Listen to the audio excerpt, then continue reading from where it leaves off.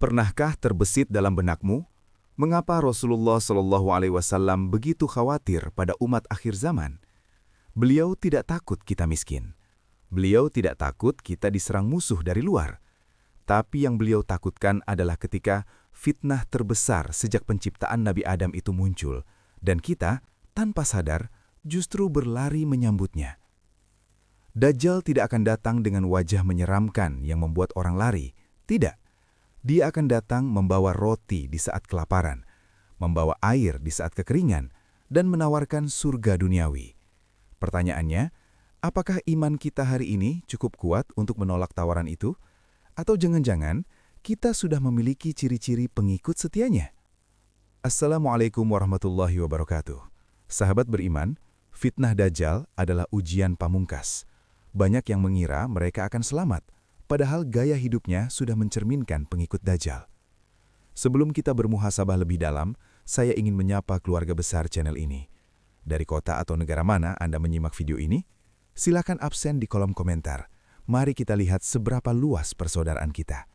Dan sebagai benteng pertahanan jiwa kita, tuliskan satu sholawat atau doa pendek yang paling sering Anda baca seumur hidup. Doa yang paling menenangkan hati Anda. Mari kita penuhi kolom komentar dengan asma Allah dan salam kepada Nabi. Semoga menjadi saksi bahwa kita adalah umat Rasulullah, bukan pengikut Dajjal. Jangan lupa tekan tombol subscribe, like, dan share. Satu share dari Anda mungkin bisa menjadi peringatan yang menyelamatkan akidah saudara kita yang lain. Terima kasih. Sahabatku yang dirahmati Allah. Sejak Nabi Adam diciptakan hingga hari kiamat nanti, tidak ada satupun ujian yang lebih besar, lebih dahsyat, dan lebih mengerikan daripada fitnah Al-Masih Ad-Dajjal. Setiap nabi yang diutus oleh Allah, mulai dari Nuh, Ibrahim, Musa, hingga Isa alaihi salam, semuanya telah memperingatkan kaumnya tentang sosok ini. Rasulullah SAW bersabda dalam hadis riwayat Imam Muslim, "Ma baina khalqi Adama ila qiyamis sa'ah khalqun akbaru minad Dajjal."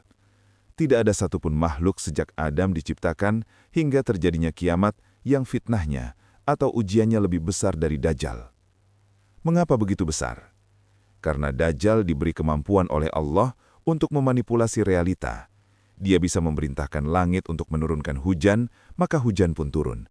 Dia memerintahkan bumi untuk menumbuhkan tanaman, maka tanaman pun tumbuh. Dia membawa sesuatu yang tampak seperti api, padahal itu adalah air yang sejuk. Dan dia membawa sesuatu yang tampak seperti air sejuk, padahal itu adalah api yang membakar. Disinilah letak bahayanya. Manusia yang tidak memiliki mata hati atau basiroh akan tertipu oleh mata fisiknya. Hari ini, kita akan membahas 5 tipe manusia yang rentan menjadi pengikutnya. Bukan untuk menakut-nakuti, tapi untuk bercermin. Apakah sifat-sifat ini ada dalam diri kita? Kelompok pertama yang akan berlari mengejar Dajjal adalah orang yang lemah imannya dan kaum munafik. Siapakah mereka? Mereka adalah orang-orang yang Islamnya hanya di KTP. Islamnya hanya di lisan, tapi tidak sampai ke hati. Mereka adalah orang yang ketika diberi sedikit cobaan hidup, misalnya rezeki seret sedikit atau sakit sedikit, mereka langsung berprasangka buruk pada Allah.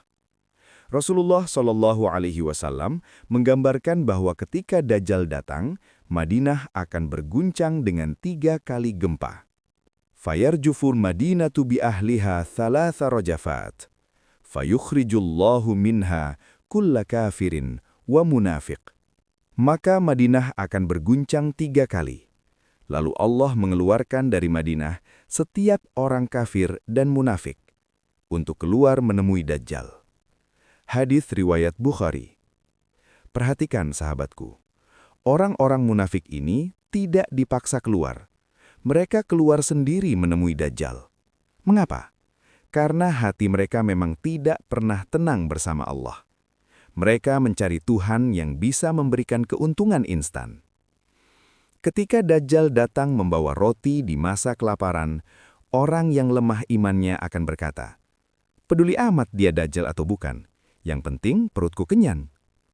Inilah bahayanya mentalitas yang penting untung.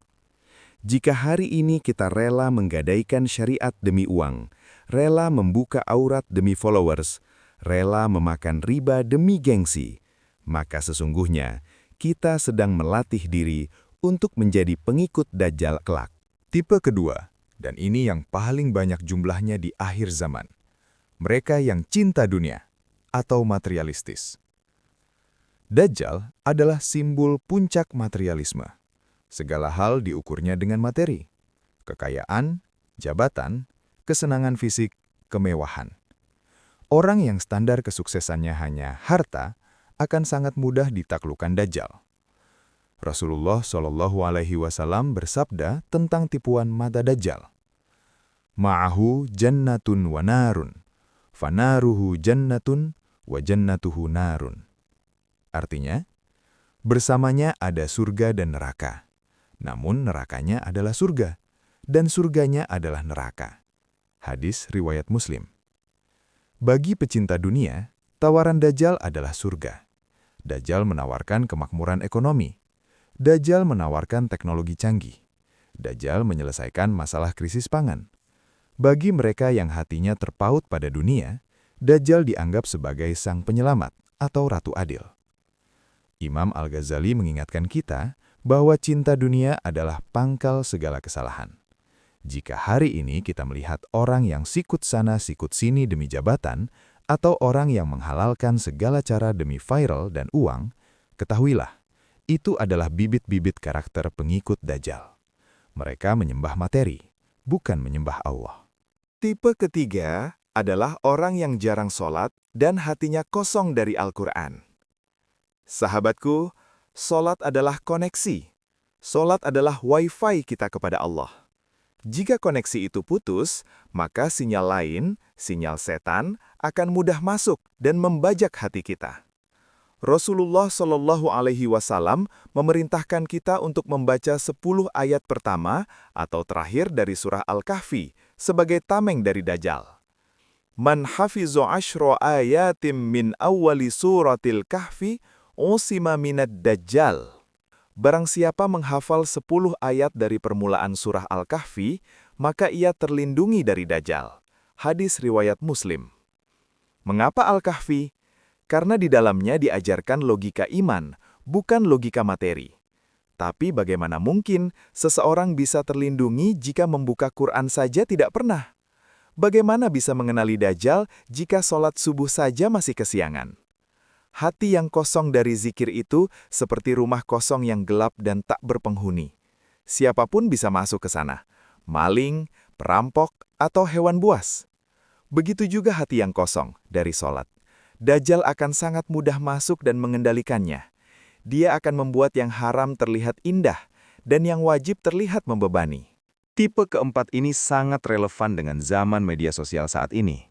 Orang yang suka menebar fitnah dan kebohongan. Dajjal itu gelarnya adalah Al-Kazzab, si pembohong besar. Maka, para pengikut setianya adalah para pembohong kecil. Mereka adalah orang-orang yang jarinya lebih cepat daripada akalnya, suka menyebarkan berita bohong, suka mengadu domba umat, suka memfitnah ulama, dan memutarbalikkan fakta. Di zaman ini, kita mengenal istilah ruwaibidoh. Rasulullah SAW bersabda, Yang terakhir, tipe kelima adalah orang yang tidak mencari ilmu agama, jahil. Ketahuilah sahabatku, Dajjal tidak bisa dikenali dengan mata fisik. Di dahinya memang tertulis kafaro atau kafir. Tapi Nabi mengatakan tulisan itu hanya bisa dibaca oleh orang mukmin, baik yang buta huruf maupun yang bisa membaca. Artinya apa? Alat bacanya adalah iman, bukan gelar akademik. Banyak orang cerdas, bergelar profesor, doktor, ilmuwan, tapi jika buta agama, mereka akan tertipu oleh Dajjal. Mereka akan takjub dengan teknologi Dajjal yang bisa menurunkan hujan. Mereka akan takjub dengan sistem ekonomi Dajjal. Ilmu agama adalah cahaya, nur. Tanpa cahaya ini, kita berjalan dalam kegelapan. Ulama berkata, syubhat atau kerancuan berpikir hanya bisa ditepis dengan ilmu, dan syahwat hanya bisa ditepis dengan takwa. Orang yang malas ngaji, malas hadir di majelis ilmu, malas bertanya pada ulama, adalah sasaran empuk Dajjal. sahabat beriman, Dajjal mungkin belum muncul secara fisik hari ini, tapi sistemnya, pemikirannya, dan nilai-nilainya sudah mengepung kita. Materialisme, hedonisme, kebohongan publik, dan jauhnya umat dari Quran adalah tanda-tanda merah. Jangan biarkan diri kita, pasangan kita, dan anak-anak kita masuk ke dalam 5 golongan tadi. Mari kita bentengi diri dengan doa yang diajarkan Nabi di setiap tasyahud akhir sebelum salam. Allahumma, inni a'udzubika min adzabil qabri, wa min adzabin nari, wa min fitnatil mahya wal mamati, wa min fitnatil masihid dajjali. Ya Allah, aku berlindung kepadamu dari azab kubur, dari azab neraka, dari fitnah kehidupan dan kematian, dan dari keburukan fitnah Al-Masih Ad-Dajjal. Terima kasih telah menyimak hingga detik ini. Semoga Allah wafatkan kita dalam keadaan husnul khotimah, dan Allah selamatkan kita dari fitnah akhir zaman. Silakan bagikan video ini jika bermanfaat. Sampai jumpa di pembahasan iman berikutnya. Wassalamualaikum warahmatullahi wabarakatuh.